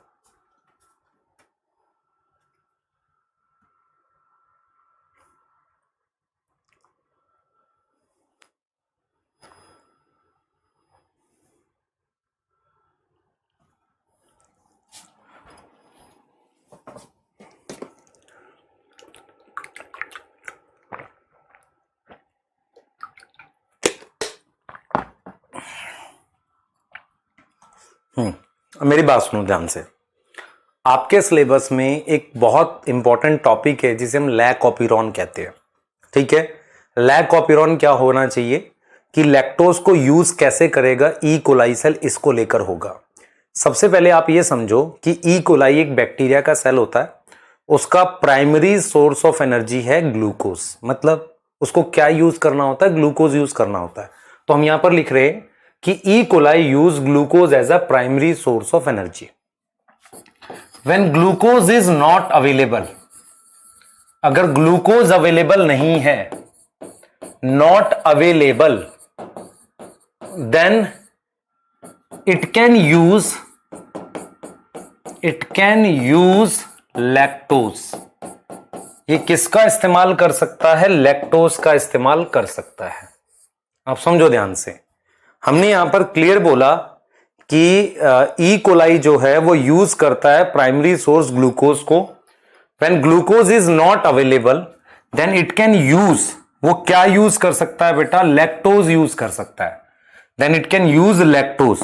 वो किसको इस्तेमाल कर सकता है? लैक्टोज को यूज कर सकता है। अब देखो, in order to use lactose, अगर उसको यूज करना है लैक्टोज, इट रिक्वायर 3 एंजाइम, उसे 3 एंजाइम की जरूरत होती है। सबसे पहले तो आपको यह पता होना चाहिए बेटा, लैक्टोज जो है एक डायसैकराइड है जो ग्लूकोज और गैलेक्टोज से मिलके बना हुआ है। ग्लूकोज और गैलेक्टोज से मिलके बना हुआ है। ये एक डायासैकराइड है। डायासैकराइड आपको पता होना चाहिए, जिसमें कौन सा बॉन्ड है? ग्लाइकोसिडिक बॉन्ड है। कौन सा बॉन्ड होता है बेटा? ग्लूकोज और गैलेक्टोज में ग्लाइकोसिडिक बॉन्ड होता है। तो मैंने क्या लिखा यहां पर देखो, in order to use lactose it require 3 enzyme, उसे 3 एंजाइम की जरूरत है। पहला एंजाइम है बीटा गैलेक्टोसाइडेज, दूसरा एंजाइम है परमिएज, और तीसरा एंजाइम है trans acetylase.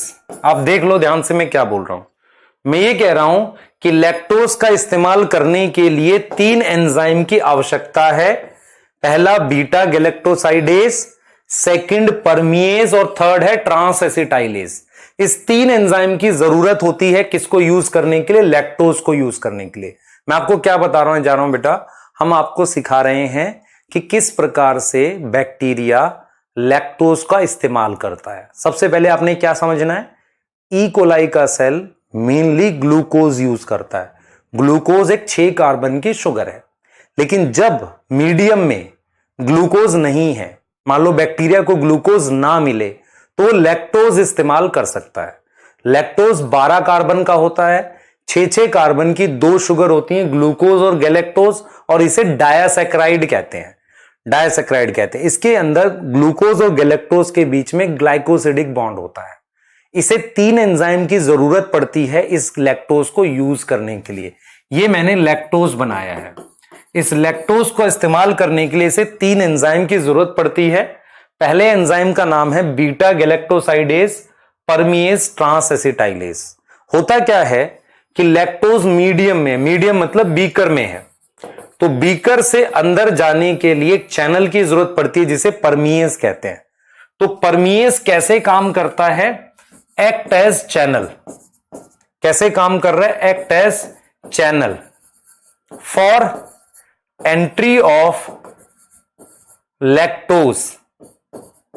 Entry of lactose, lactose की एंट्री के लिए चैनल की तरह काम करता है। कौन काम करता है बेटा? परमिएज काम करता है। बीटा गैलेक्टोसाइडेज क्या करता है बेटा? ध्यान दो, बीटा गैलेक्टोसाइडेज क्या करता है? बीटा गैलेक्टोसाइडेज क्या करेगा, समझना ध्यान से। ये बीटा गैलेक्टोसाइडेज ग्लाइकोसिडिक बॉन्ड तोड़ेगा, है ना, किसके बीच का? ग्लूकोज और गैलेक्टोज के बीच का। तो ये क्या करेगा? ब्रेक करेगा ग्लाइकोसिडिक बॉन्ड। और ट्रांस एसिटाइलेज का आपको फंक्शन नहीं दे रखा। देखो मैं क्या बोल रहा हूं, मान लो ये ई कोलाई का सेल है। ई कोलाई का सेल इस परमिएज की मदद से, परमिएज चैनल होता है, लैक्टोज को अंदर ले जाएगा और लैक्टोज को बीटा गैलेक्टोसाइडेज तोड़ेगा किसमें? ग्लूकोज और गैलेक्टोज में। ये लिखा ग्लूकोज और गैलेक्टोज में। तो आपको क्या समझना है, सुन लो ध्यान से। आपको यह समझना है कि when a E coli cell and how a E coli cell can metabolise lactose. सबसे पहले बैक्टीरिया मेनली ग्लूकोज यूज करता है, उसको लैक्टोज यूज नहीं करना होता। जब मीडियम में ग्लूकोज नहीं है तो वो लैक्टोज यूज कर सकता है। कैसे करेगा बता दिया। लैक्टोज इस्तेमाल करने के लिए उसे 3 एंजाइम की आवश्यकता होती है। 3 एंजाइम चाहिए। पहला enzyme beta galactosidase, second is परमिएज और थर्ड इज ट्रांस एसिटाइलेज। इसमें से दो का फंक्शन एनसीईआरटी आपको बताती है। परमिएज एक चैनल है जिसकी मदद से लैक्टोज सेल के अंदर जाता है, क्योंकि बीटा गैलेक्टोसाइडेज सेल के अंदर बन रहा है। बीटा गैलेक्टोसाइडेज ग्लाइकोसिडिक बॉन्ड तोड़ता है किसके बीच का, लैक्टोज के बीच का, ग्लूकोज और गैलेक्टोज को अलग करता है, ठीक है, और सेल फिर क्या करता है, दोनों को इस्तेमाल कर लेता है। यहां तक समझ में आ रही है। अब हम आपको कंट्रोल सिखाने जा रहे हैं, पर अभी तक आपने क्या पढ़ा है एक बार रिवाइज कर देता हूं मैं फटाफट से। आपने पढ़ा रेगुलेशन ऑफ जीन एक्सप्रेशन। आपको मैंने ये बोला कि what is meaning of regulation. Regulation होता है कंट्रोल, तो जीन एक्सप्रेशन का मतलब होता है प्रोटीन बनना। रेगुलेशन ऑफ जीन एक्सप्रेशन का मतलब होता है कि how protein synthesis is control, किस तरीके से प्रोटीन सिंथेसिस को कंट्रोल किया जाता है। यहां तक समझ में आ गई। तीसरा पॉइंट हमने आपको ये बोला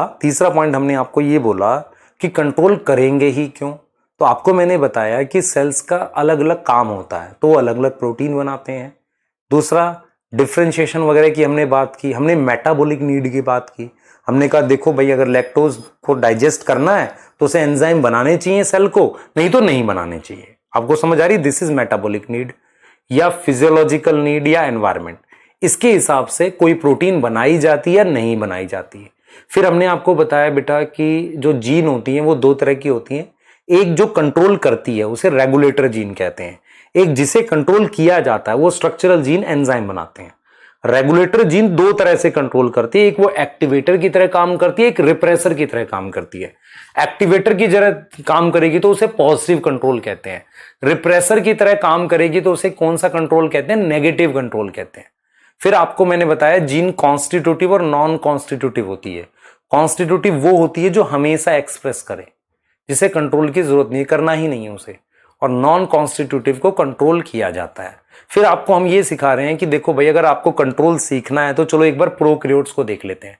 प्रोकैरियोट्स में एक मॉडल मिलता है जिसे ओपिरॉन कहते हैं, जहां पर एक स्ट्रक्चरल जीन एक से ज्यादा रेगुलेटर जीन को कंट्रोल करती है।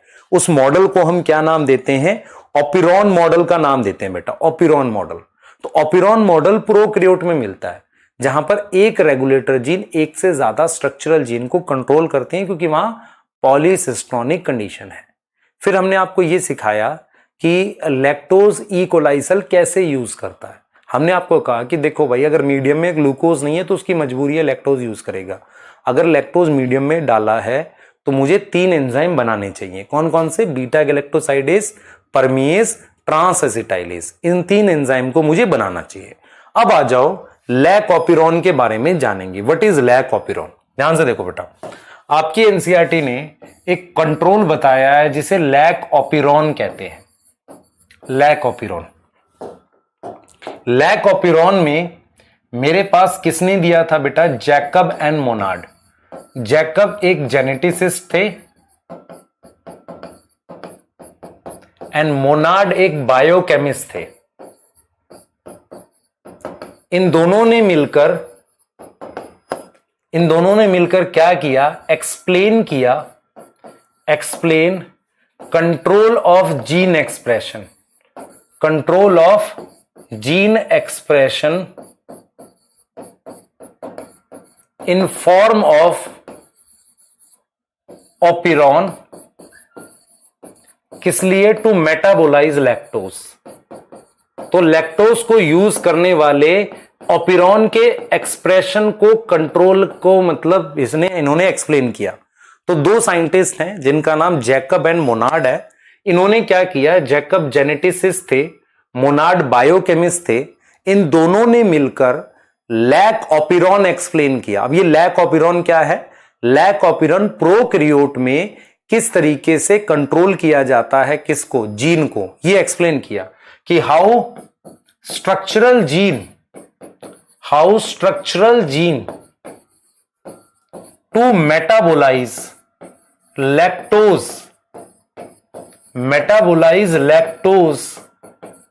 Is controlled.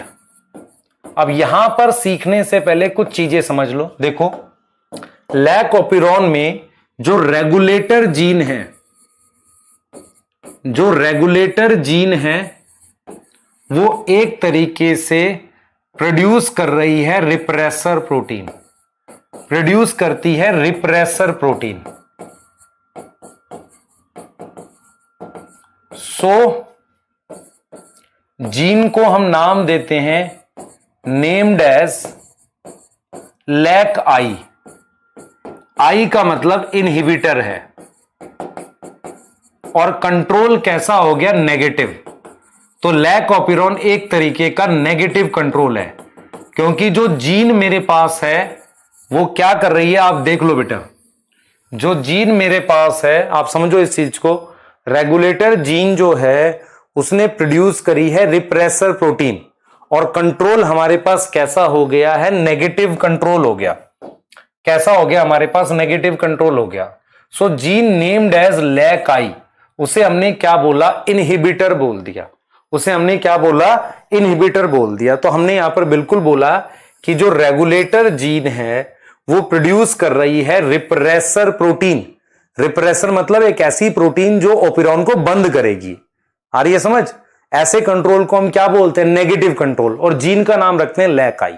दूसरा मेरे पास स्ट्रक्चरल जीन है लैक्टोज को यूज करने के लिए। स्ट्रक्चरल जीन के नाम है लैक जेड, लैक वाई और लैक ए। जीन के नाम है बेटा, ध्यान से समझना आप, ये स्मॉल लेटर से लिखना, लैक वाई और लैक ए। ये जो जीन है ये 3 एंजाइम बनाती हैं। जीपीटी याद करोगे, जी से गैलेक्टोसाइडेज, बीटा गैलेक्टोसाइडेज एंजाइम बनाती है ये जीन, और ये बनाती है परमीएज, और ए बनाती है ट्रांसएसिटाइलेज। ये 3 स्ट्रक्चरल जीन है। ये 3 क्या है बेटा? 3 स्ट्रक्चरल जीन है। तो आप कैसे याद करोगे? ऐसे याद रखना, जीपीटी जेड वाई ए। तो lac Z GPT, G galactosidase, lac Y permease, lac A transacetylase. ऐसे याद रखना। अब हम लैक ऑपिरॉन को एक्सप्लेन करेंगे, पर एक बैकग्राउंड क्या समझ लिया आपने कि lac operon is a negative control, क्योंकि जो रेगुलेटर प्रोटीन है वो क्या बना रही है? रिप्रेसर। तो हम 2 कंडीशन लेंगे, ध्यान सुनेंगे। जैसे ये मेरे पास एक लैक ऑपिरॉन बना हुआ है जिसमें ये लैक आई जीन है, इसका प्रमोटर है, इसका टर्मिनेटर है। इसने ये एमआरएनए बनाया, और उसके बाद इसने ये कौन सी प्रोटीन बनाई है जिसे आप रेगुलेटर प्रोटीन कह रहे हो। अब ये regulator protein negative control show करती है, इसलिए इसका नाम रिप्रेसर है। क्या नाम है? रिप्रेसर। अब मेरे पास ये एंजाइम है आरएनए पॉलीमरेज। आरएनए पॉलीमरेज 3 तरह के आरएनए बनाता है, और वो जो आरएनए बनाता है बेटा वो तीनों एंजाइम है। कौन कौन से? बीटा गैलेक्टोसाइडेज, परमीएज और ये ट्रांसएसिटाइलेज। ये मेरे पास 3 एंजाइम हो गए। ठीक है, ये मेरे पास क्या हो गए? 3 एंजाइम हो गए। अब मैं जो बता रहा हूं सुनना ध्यान से। मेरे पास ये ऑपिरॉन है, देखो, this is regulator gene, this is regulator gene, ये स्ट्रक्चरल जीन है, दिस इज स्ट्रक्चरल जीन, ये स्ट्रक्चरल जीन है बेटा। दिस इज रेगुलेटर जीन और ये स्ट्रक्चरल जीन है। दिमाग में बिठाओ अपने, this is regulator gene and this is structural gene. देखो कंडीशन कैसे आएगी, समझना ध्यान से, ध्यान सुना। इस स्ट्रक्चरल जीन के नाम है lac Z, lac Y, lac A. 3 structural gene है ये, इनसे एमआरएनए बनता है ये, और इनसे ये प्रोटीन बनी हुई है। किसने बनाया ये एमआरएनए? आरएनए पॉलीमरेज ने। अब मैं आपको क्या बोल रहा हूं, मेरी बात समझो ध्यान से। देखो मैं आपको ये सिखा रहा हूं, कंडीशन 1 लैक्टोज मीडियम में नहीं है। अगर लैक्टोज मीडियम में नहीं है तो ये तीनों एंजाइम नहीं बनने चाहिए। अगर लैक्टोज मीडियम में नहीं है, सुन लो ध्यान से, देखो हम एक तरह का कंट्रोल पढ़ रहे हैं, तो सबसे पहले आपको यह समझना है, case 1 lactose absent in medium. हम कंट्रोल सीख रहे हैं, लैक्टोज मीडियम में नहीं है। आप खुद से सोचो, lactose absent in medium, medium में लैक्टोज नहीं है। अब मुझे सोच के बताओ आप, ये तीनों एंजाइम लैक्टोज को इस्तेमाल करने के लिए है ना। अगर लैक्टोज मीडियम में नहीं है और ये तीनों एंजाइम क्या है लैक्टोज का इस्तेमाल करते हैं, तो हमें ये नहीं बनाने चाहिए। ठीक है, तो केस 1 क्या है, लैक्टोज एब्सेंट इन मीडियम। तो ये जो रेगुलेटर प्रोटीन है ये एक जगह जाके बाइंड करती है ऑपरेटर पे। यहां प्रमोटर पे एक रीजन होता है प्रमोटर में जिसे ऑपरेटर कहते हैं, ओ से लिखा हुआ है। तो हमने आपको ये बताया case 1 lactose absent in medium. तो जो रेगुलेटर प्रोटीन है, regulator protein bind to operator, किससे जाकर जुड़ेगी, ऑपरेटर से जुड़ेगी। And not allow RNA polymerase to transcribe and all 3 enzyme नहीं बनेंगे और मुझे चाहिए भी नहीं, नॉट फॉर्म। आप देखो ध्यान से मैं क्या कह रहा हूं, देखो बेटा मेरी बात सुनो ध्यान से। आप क्या पढ़ रहे हो, लैक ऑपिरॉन पढ़ रहे हो। What is lac operon? Lactose के मेटाबॉलिज्म को कंट्रोल करने का सिस्टम। किसके अंदर? ई कोलाई के अंदर। क्या है इसमें? इसमें मेरे पास एक रेगुलेटर जीन है और 3 स्ट्रक्चरल जीन है। ये तीनों स्ट्रक्चरल जीन एंजाइम बनाते हैं जो लैक्टोज का इस्तेमाल करते हैं। अगर मैं आपसे कहूं स्विच बनाना है, स्विच कैसे बनाओगे? स्विच का मतलब है कि लैक्टोज अगर मीडियम में नहीं है तो ये एंजाइम नहीं बनने चाहिए। तो ये जो प्रोटीन है जिसे आप रेगुलेटर प्रोटीन कह रहे हो, ये नेगेटिव कंट्रोल शो करती है। ये जाकर बाइंड करती है एक रीजन जिसे ऑपरेटर कहते हैं, जो प्रमोटर का ही पार्ट होता है एक तरीके से। तो होता यह है कि अगर लैक्टोज मीडियम में नहीं है तो मुझे इन तीनों एंजाइम की जरूरत नहीं है। तो उस केस में क्या होगा, this regulator protein binds at operator, यहां लग जाएगी और इस आरएनए पॉलीमरेज को ट्रांसक्रिप्शन नहीं करने देगी।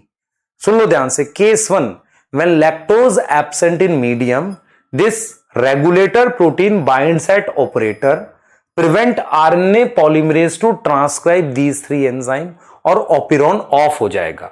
जिसे आप क्या लिखोगे कि ओपिरॉन एक तरीके से क्या हो गया, ऑफ हो गया। ओपिरॉन ऑफ हो गया मतलब ये एंजाइम नहीं बने। ठीक है, हम चाह भी यही रहे थे क्योंकि लैक्टोज है नहीं मीडियम में। अब मान लो केस 2 ले लेते हैं। केस 2 क्या है बेटा, दिस इज लैक आई, ये रेगुलेटर जीन है, ये स्ट्रक्चरल जीन है, lac Z, lac Y, lac A. तो केस 2 की अगर हम बात करें, ध्यान से देखेंगे आप लोग, मान लो ये मेरे पास रेगुलेटर प्रोटीन है, ये जाकर बाइंड करती है ऑपरेटर पे। This region is known as operator, operator पे लग रही थी। तो केस 2 क्या है, सुन लो ध्यान से। केस 2 ये है कि लैक्टोज प्रेजेंट इन मीडियम। तो जो लैक्टोज मीडियम में आप डालोगे, अब इसका क्या मतलब है, आपको इन एंजाइम की जरूरत है। These enzyme need to be synthesise,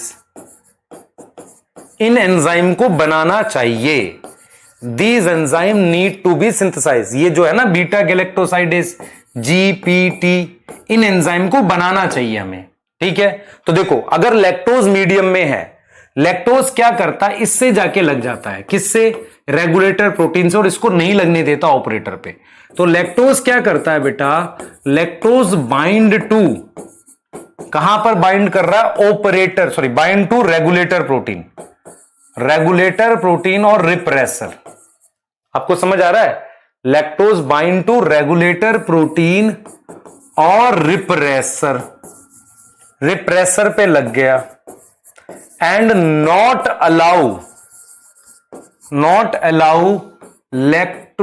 allow repressor to bind on operator, to bind on operator. उससे क्या होगा, उससे तीनों एंजाइम बनेंगे, ऑल 3 एंजाइम सिंथेसाइज, और लैक्टोज यूज होगा।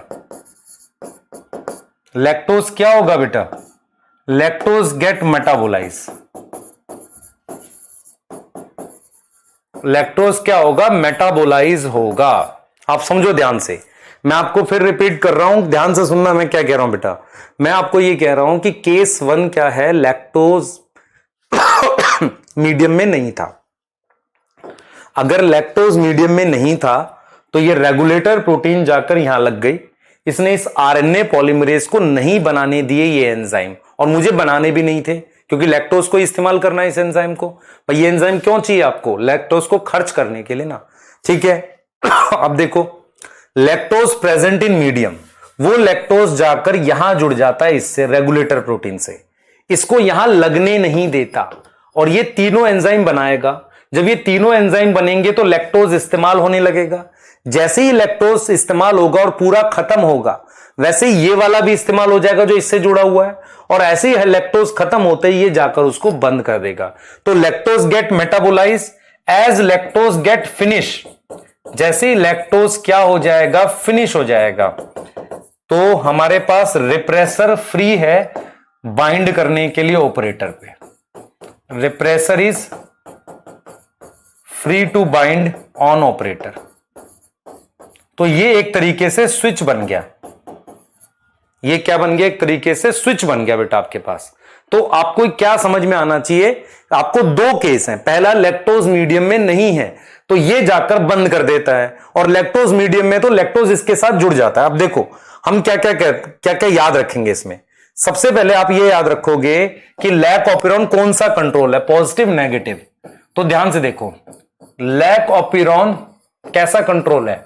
मैं कहूंगा नेगेटिव कंट्रोल। क्यों नेगेटिव कंट्रोल है? क्योंकि जो रेगुलेटर प्रोटीन है वो रिप्रेसर है। रेगुलेटर प्रोटीन इज रिप्रेसर, और वो इन जनरल ओपिरॉन बंद रखती है। वो क्या करती है normally, normally try to keep operon close, try to keep operon close. Operon को क्या करती है? वो क्लोज रखती है, ठीक है। Regulator protein is repressor. फिर हम क्या बोल रहे हैं? Lac ऑपिरॉन,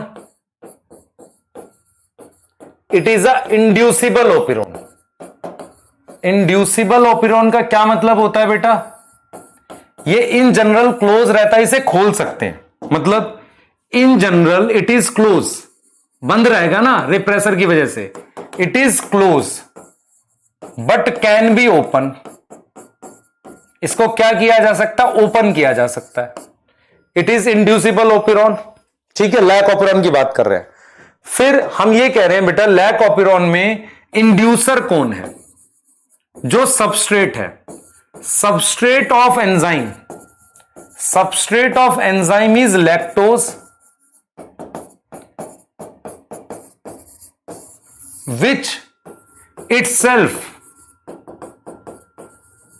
act as inducer. वो ओपिरॉन को खोलने का काम कर रहा है।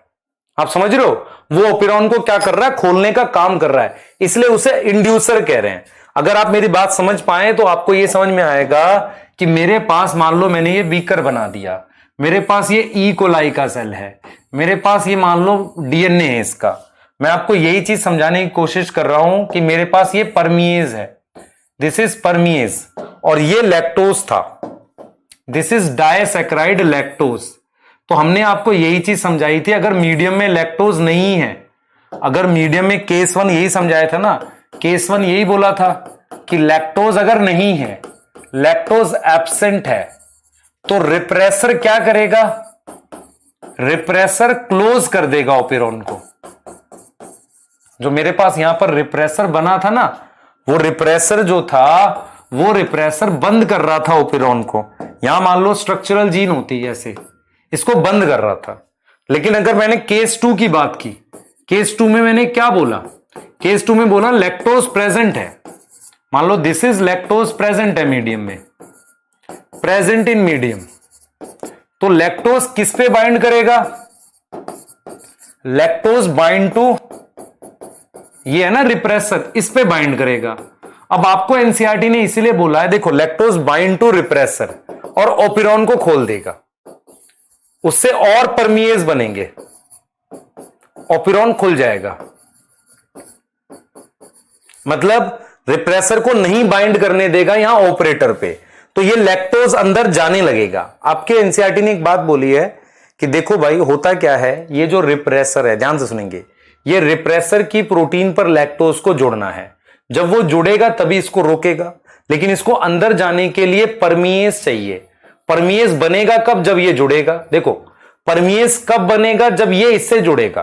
पर ये अंदर कब जाएगा? जब परमिएज होगा। इसलिए एनसीईआरटी लिखती है कि स्मॉल लेवल ऑफ लैक ऑपिरॉन हमेशा एक्सप्रेस करता है, मतलब थोड़ा सा लैक ऑपिरॉन में से परमीज वगैरह थोड़ा बहुत बना रहता है, जिससे लैक्टोज मीडियम में आके अंदर जाएगा और रिप्रेसर से जुड़कर इसको नहीं बाइंड करने देगा और जीपीटी फिर ज्यादा बनने लगेगा और फाइनली क्या होगा? लैक ऑपिरॉन को एक्सप्रेस करेगा।